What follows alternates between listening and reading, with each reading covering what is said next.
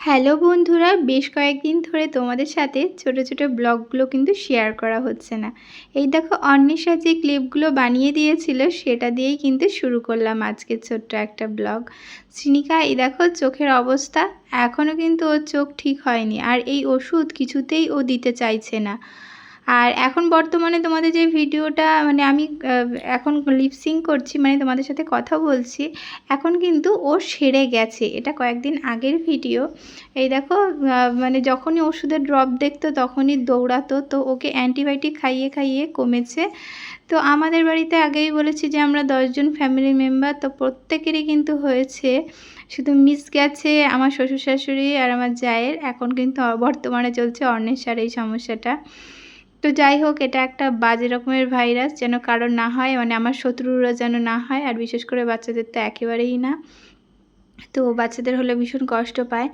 এখানে দেখেছো কী করছে, ওরা খায় ন্যান দুধ।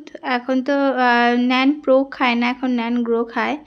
তো রাত্রিবেলা যেহেতু ওদের দুধ খাওয়ার অভ্যাস রয়েছে, আর খাওয়ার পরে কিন্তু ওই যে ব্রেস্ট ফিডিং যেহেতু কোনোদিনও করেনি না, সবসময় কিন্তু ওরা একটু বোতলে করে দুধ খাওয়ার একটা নেশা রয়ে গেছে।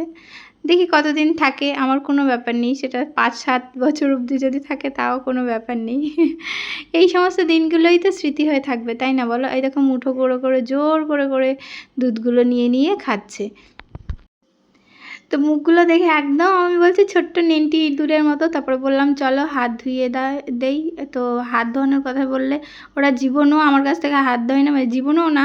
যখন থেকে বোঝা শিখেছে নিজেরা হ্যান্ড ওয়াশ নেবে, নিজেরা চেয়ার নেবে, নিজেরা এইভাবে হাত ধোবে। তাতে কী হয় বলো তো, আমি তো ঝট করে ধুয়ে দিই, সেই ধোয়াটা কিন্তু ওদের হয় না। ওরা অনেকক্ষণ ধরে মনের সুখে একেবারে ধুতে ধুতে দেখেছো হাতের মাথায় অবধি চলে গেছে, তাও ওদের ধোয়া শেষ হচ্ছে না। এত করে বলছি যে আমি ধুয়ে দিই, কিন্তু কিছুতেই রাজি না। দেখো, একে অপরকে ধুয়ে দেবে, তাও কিন্তু রাজি না। তাতে কিন্তু ছোটোটা খুব ক্ষেপে গেছে। ওই দেখো, একটা দিল ঠাস করে।